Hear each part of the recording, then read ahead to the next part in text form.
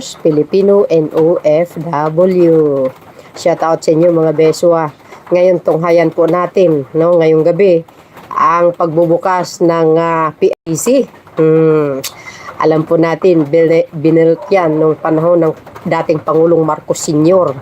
At siyempre, walang iba kundi ang dating First Lady, Imelda Marcos. Ngayon, inayos ng anak, ang Marcos Administration Jr. Ang talagang nag-effort ng gusto ay walang iba kundi ang First Lady Lisa Marcos. Napakaganda nyo mga bes, ang ganda ng ICC. Pakinggan nyo yung speech ni Pangulong Marcos Jr.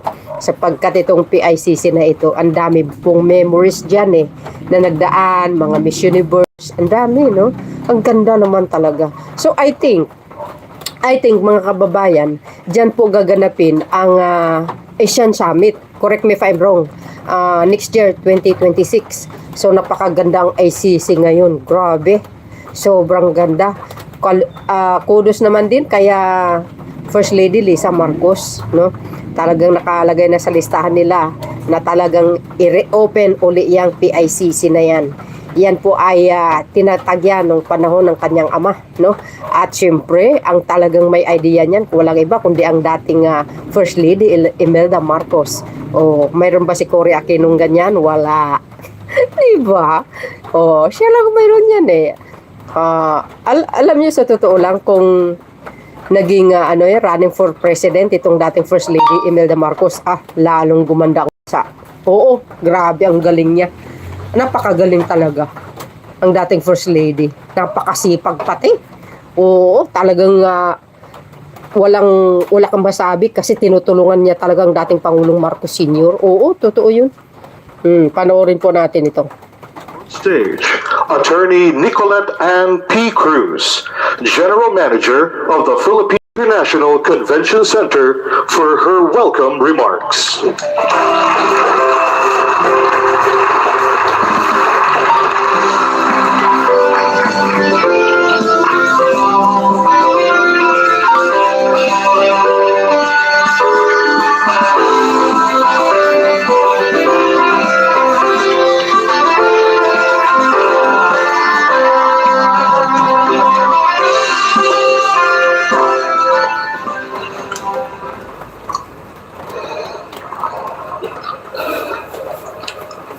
His Excellency, President Ferdinand R. Marcos Jr., the Honorable First Lady Lisa Araneta Marcos, the Honorable former First Lady Imelda Romualdez Marcos, Bangko Sentral ng Pilipinas Governor and Chairman of the PICC Board, Eli M. Remolona Jr., the BSP Monetary Board, the members of the Cabinet, the PICC Board of Directors, the ASEAN National Organizing Council, the Philippine Diplomatic Corps, our distinguished guests, ladies and gentlemen. Much has been written and said about the PICC and its architecture and construction through the years. In its simplest sense, the PICC is, yes, a convention center, a physical point of domestic and global convergence. This is a place of discussion and debate, a platform of commemoration and celebration. But metaphysically, the PICC is not just any heritage infrastructure. Nothing unites more than the PICC. One can endlessly wax poetic about PICC's massive raw exposed concrete elements, the natural texture of which we could not alter in both pattern and direction, or its lustrous solid red narrow wood panels and beams, whose horizontal grains gave our master craftsmen anxiety and sleepless nights, or its tens of thousands of lights, tubular chandeliers, and glass globules, which seem to flicker at odd hours, like some sort of supernatural Morse code from the late great Locsin. Indeed, there is no shortage of praise showered upon the PICC and its historical, cultural, and artistic virtues. The complex has been so intertwined with our national identity that we who were given the task, the honor of restoring, rehabilitating, repairing, and renovating it, approached the project intentionally conscious, not just of the stakeholdings of government in a public asset, but of the kinship and nostalgia, of the pride and patriotism our countrymen feel and associate with the PICC. We did this for our country, as we should. Execution-wise, it was a challenge from start to finish.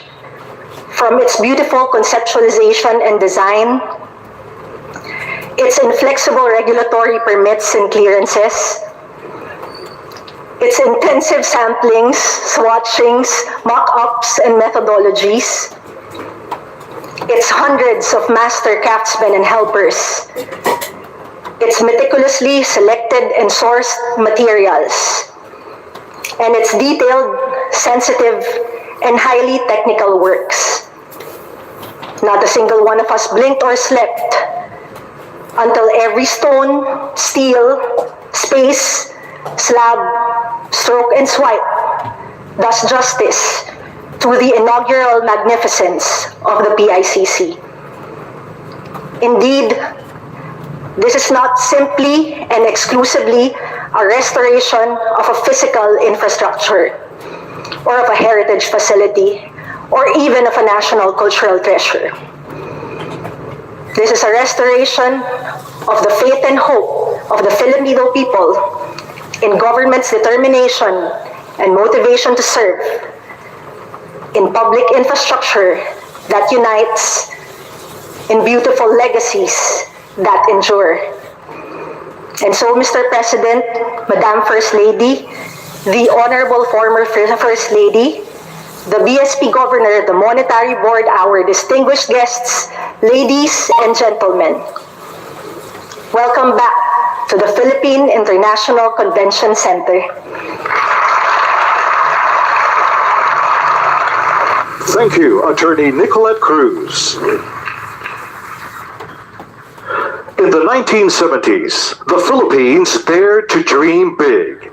In the heart of Manila, a bold idea took shape, not just in concrete and steel, but in vision.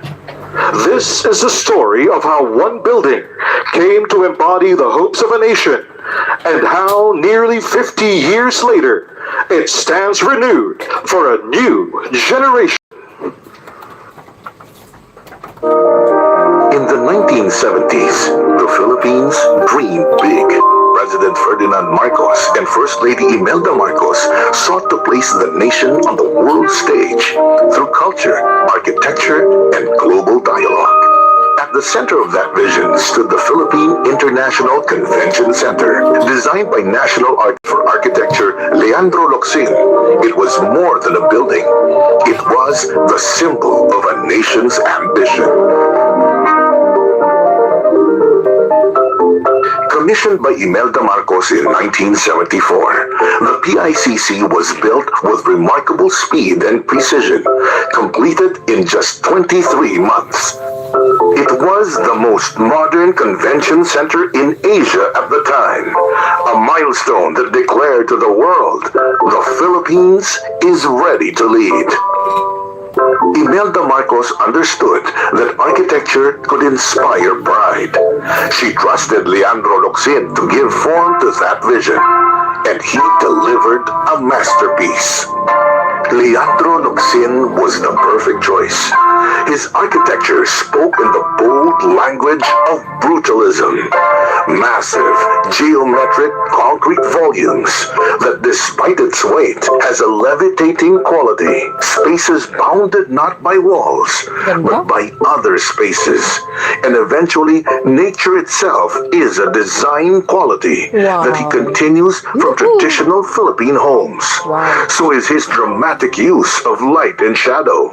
It was a product of its time, and we're sort of glad that somehow that, you know, here we are 50 years later, and somehow the relevance of the building continues, right? It continues to be valued by the people who use it and who continue to see it. The PICC was Locsin's triumph. Concrete made poetic, modernism given a Filipino soul. When it opened, the PICC immediately became host to the world. It hosted the International Monetary Fund and World Bank meetings, welcoming thousands of leaders, thinkers, and diplomats. For the first time, the Philippines had a venue worthy of the world's attention. From that moment, the PICC was more than architecture.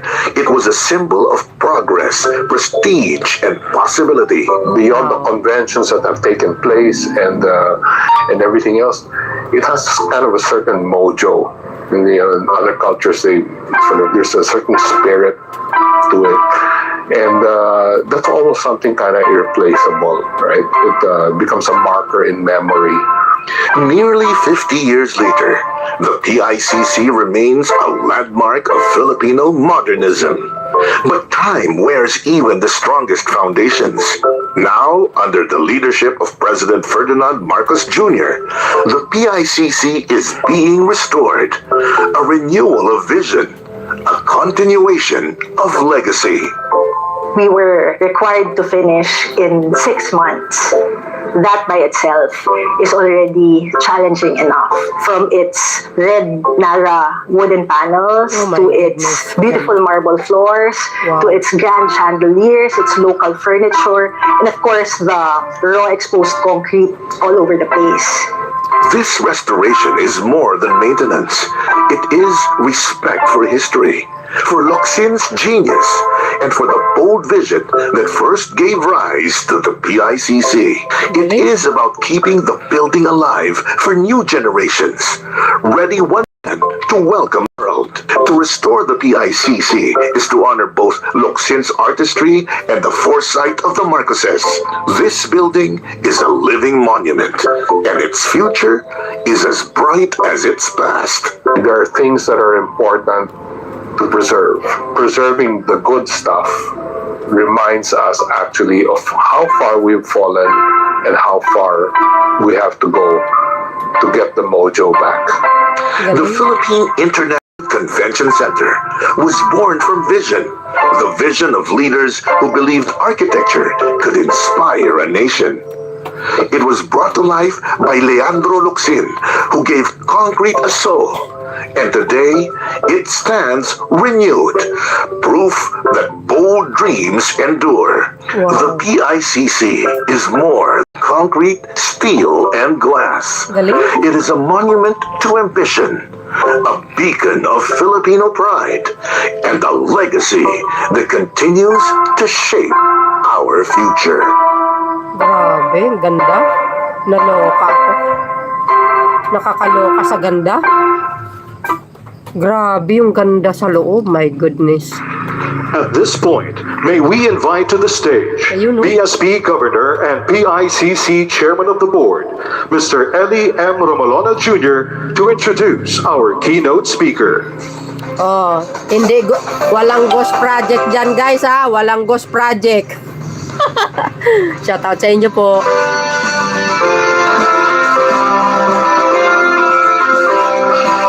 Ganda, sobrang ganda.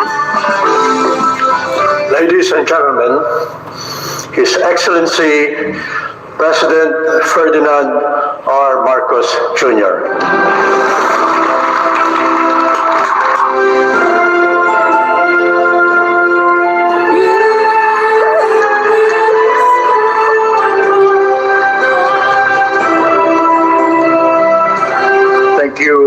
BSP Governor, Governor Eli Remolona, please be seated. The Excellencies of the Diplomatic Corps, the honorable members of our cabinet, honorable members of Congress, PICC General Manager, Attorney Nicolette Ann Cruz, and congratulations, by the way, because you have continued in the tradition of my mother's construction project, which she managed to do in an instant. Wow. You have done the same. Well done. And of course, the guiding light, the inspiration,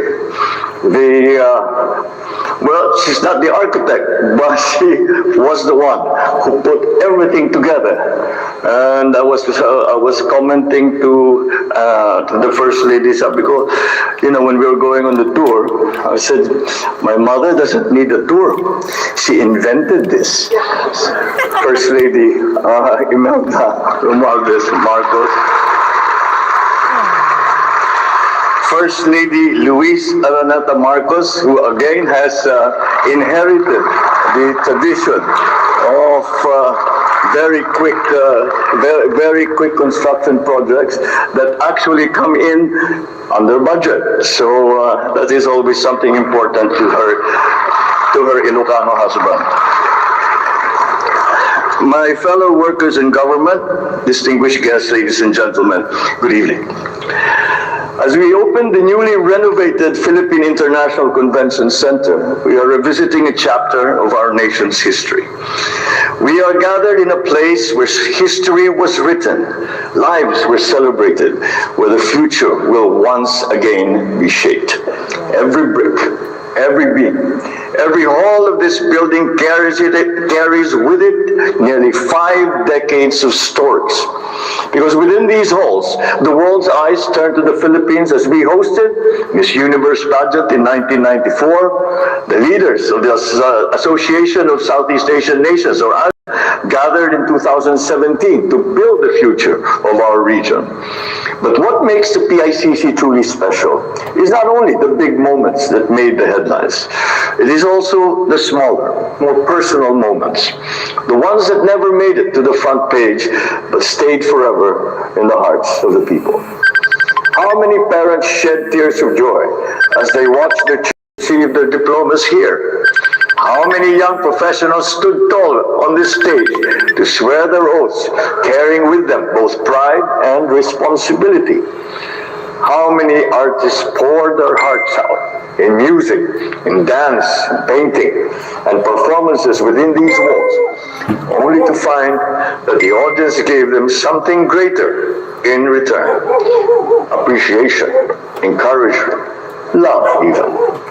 And how many couples have begun their journey together as husbands and wives, while friends and family filled this place with laughter and tears of joy?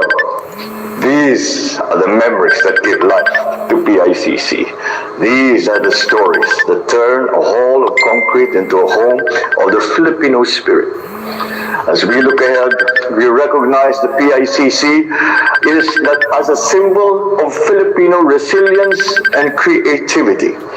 And that is why, with the PICC's golden anniversary in 2026, and coincidentally, our hosting of the ASEAN Summit, we reaffirm our commitment to preserving and modernizing the PICC for many generations yet to come.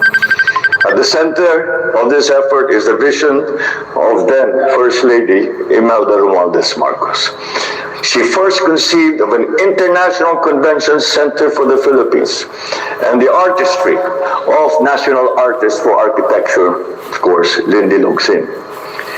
His magnum opus has been restored with care and with skill.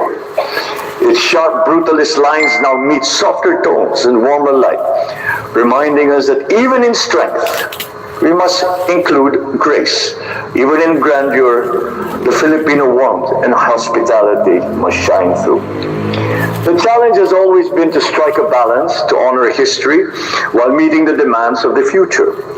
And so we have equipped this architectural marvel with new technologies so it can deliver the very best for our people. From the state-of-the-art audio-visual systems, energy-efficient lighting, complex wide high-speed Wi-Fi to enhance security, it is now a venue that will serve both domestic and global needs. And because we believe that art must live with us, the PICC will also showcase a newly curated art collection with priceless works from Filipino masters. This features key pieces from the Bangko Sentral ng Pilipinas. None of this would have been possible without the brilliance and dedication of experts across so many fields. Their hearts, their minds, their hearts made sure that we celebrate today that is worthy of our celebration today is worthy of the legacy of PICC. Of course, I must express my deep gratitude to the First Lady Lisa Araneta Marcos. Because through her efforts, from providing free medical services through Love for All, to breathing life into the Pasig River, and now rehabilitation of the PICC, she has shown consistency, determination, and optimism. What a lucky man I am.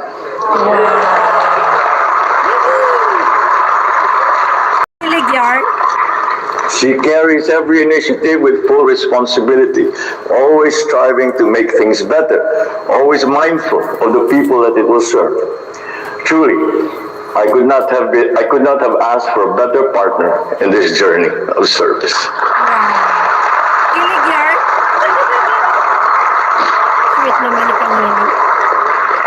You should stop smiling. That's 1 million points. And that will be my goodwill for a long time to come. As we reopen the doors of the PICC, let us also open ourselves to a greater challenge, to create, to imagine, and to contribute. Support our artists, our painters, our musicians, our performers. For in their creativity we will find not only beauty, but the very soul of our nation. And beyond appreciation, let us take part in that creation ourselves. It can be a short reflection written in a notebook, a song hummed at the end of a long day, a painting done by a child, or even a simple story shared with family. Every act of creation, no matter how small, is an act of courage. It is an act of hope. If the PICC has shown us anything, it is this, that creativity, when nurtured, endures. That artistry, when given space, inspires. And that every Filipino, no matter who or where they are, can bring light, meaning, and beauty to the world. So together let us ensure that the PICC will remain as a testament to the artistry, ingenuity, and passion of the Filipino people. Let it inspire us to carry forward our heritage so that decades from now, our children, our grandchildren will still look at this place with pride, saying, this is who we are. This is what we can achieve. This is what PICC is and what it will always be, so long as we'll continue to nurture that legacy. Maraming salamat po. Mabuhay ang sambayan ng Pilipinas. Thank you, Mr. President. Ladies and gentlemen, excellencies, that concludes our program. May we invite everyone to please proceed to the reception hall for cocktail reception. Thank you. Oh, di ba? Nakita nyo ang ICC, mga bes? PICC pala yun, ano? Nakita nyo ba yun? Ang ganda, no? Sobrang ganda yun, mga kababayan. Kasi, yung PICC, I think dyan gaganapin po yung 2026 next year ang Asian Summit. Di ba? Ayan. Oh, anong ginawa ng mga past administration? Bakit hindi inayos yan? Oh, sabi ko nga, totoo yung sinabi ni yung dating daan si Mariano. Kung wala si dating Pangulong Marcos Sr., walang mga hospital na malalaki, walang mga university na mga lalaki, walang mga tulay na malalaki, o walang PICC, mga lang center. Biro nyo yun. Oh, bakit? Saan ba daw? Sabi ni Mr. Soriano, yung Pastor Soriano ba? O sabi niya, nung dumating daw ang dating Pangulong Marcos Sr., wala naman daw talaga ang pera ang Pilipinas. Ang tanong, saan daw galing yung mga pinagpapagawa niya ng malalaking ospital, mga university, mga mahabang tulay? Saan galing yun? Kasi sabi niya ginagamit yung pera niyang sarili. Oh, di ba? Oh, ano ngayon? Ang ganda, di ba? Ang ganda. Yan ba kayang gawin ng mga nakaraan? Wala ang alam magbulsa ng pera. Oh, di ba? Sa presyo ng Parmale, 11 billion. Marami na yon. Wala yung mga project palpak pa. Saan kayo makakita ang ganyan? Ayan yung babaeng nakapula doon. Yung dating first lady, yun ang may pakana niya ng PICC. Ang ganda talaga. Wala akong masabi, mga bes. Ay, naku, kaya alam nyo, marami talagang nagmamahal dito sa mga Marcoses. No, kahit yung mga anti-Marcos dati, ngayon wala na kasi marami kasi nagsasabi sa social media, hindi ako Marcos loyalist or supporters, pero dahil sa gawa ng Marcos, talaga naman wala kang masasabi. Oh, totoo yun. Ganun dapat. Oh, at least. Yang mga, yan yung PICC yan, para po sa atin lahat yan. Dahil yung mga tax natin, dyan, lahat napupunta. Oh, kaysa naman napunta sa bulsa. Ganun dapat ang isang pangulo. Oh, para sa kapakanan ng mamayang Pilipino, doon dapat nilaan ang mga pera, hindi yung ibubulsa. Oh, ngayon nga kayo, ini-expose niya yung mga kakurakutan nyo. Pati si Kubita, nalalagay sa alanganin, gunggunayo, sabi ng mga Ilocano, naimbang grabe kaday ko ayo amin, kakabsat, atakot. Di ba? Yan para sa atin yan. Pwede tayo doon mag-held ng wedding. Mga dibo. O yan. Di ba? Pwede dyan Miss Universe, Miss Philippines, Mr. World, pwede dyan. Kalaki-laki ba naman yung kaganda-ganda yan, guys, ha? Hindi biro yan. Milyon-milyon yan. Pinaayos, ni-renovate. Ngayon, ganun din ang San Juanico. After more than 50 years, wala man lang silang action or yung maintenance, hindi inayos. Kung hindi pa dumating yung anak, wala. Walang pakialam Ang pakialam, yung mga bulsa lang nila ganun dapat ang isang leader. Ganyan ang piliin nyo. Yung tulad kay Pangulong Marcos Jr., yung mga Marcoses. Walang inisip kundi sa kapakanan ng mamayang Pilipino. Kasi hindi nila matiis. Kahit sabihin mo, ipinanganak yan, na may gintong kutsara sa bunganga, pero still pa din ang puso niya makamasa. Yung iba, wala lang ginawa kundi maglakwat sa dito, lakwat sa dini. Pag uwi ng Pilipinas, bira kagad. Sirain ng Pangulo. Tapos ambisyosa, gusto magpangulo. Ano ka, hello? Bubulsa mo pa ang pera ng bayan. Kayo, wag ka na mag-ambisyon. Diba? Wag ka ambisyosa. Ayaw namin sa babae na maging pangulo. Gusto namin lalaki. Yung talagang matino. Diba? Kung halimbawa tatakbo si Garotay at saka si Secretary Gibo, sige, Secretary Gibo na lang ako. Anuhin mo yung mga mahilig ibig sabihin nyo, anuhin mo yung mga mamatay tao. Diba, mga beswa? Ako, in-spread ko lang yung sama ng loob ko Sobra-sobra kasi yung pinagagawa nila ngayon. Nakakainis. Kung invisible na ako, pipingutin ko talaga yan para magtanda. Diba? So, good day, Amlit. Hello, Madam Jocelyn, shoutout sa inyo mga bes. Ako, see you again on my next upload. Okay, nakita nyo ang PICC, napakaganda. Naku, grabe ito. Talaga naman, Kaya nga sabi ko, ang mga dumi ng past admin, kawawa ito si Pangulong Marcos Jr. Tagasalo, tagalinis, naloka ako. Pati yung mga kurakot, dito dekada na, siya pa rin ang maglilinis, siya pa rin ang nag-expose. Ano ba yan? Ano bang ginagawa ng mga past administration? Ba't hindi kayang sugpuin itong mga kurakot na ito? Although, medyo marami siyang babanggain na matataas na opisyal. Kaya ngayon, napapansin, nagsilabasan sila para sirain ang Pangulo, pati yung pinsan niya. Sinirahan nila. Sabi ng lola ko. Mga kababayan ito sabi ng lola ko. Pakinggan nyo ito. Ang sabi ng lola ko, pag yung tao ay putak ng putak, bintang ng bintang na walang hambas pagbibintang sa isang tao. Kahit sabi nyo, tingnan mo yung ikalingkingan ko, siya ang may gawa. No, di ba? Ganun lang yun eh. Oo, gawain niya yun. Kaya naniniwala ako sa lula ko, guys. Kasi kung wala kang ginawang masama, hindi ka putak ng putak eh, tahimik ka lang. Lumaban ka with evidence, sabi nga ni Speaker Martin. Kaya, see you again sa mga magagandang proyekto ng Marcos administration, umaarangkada ng mga kababayan.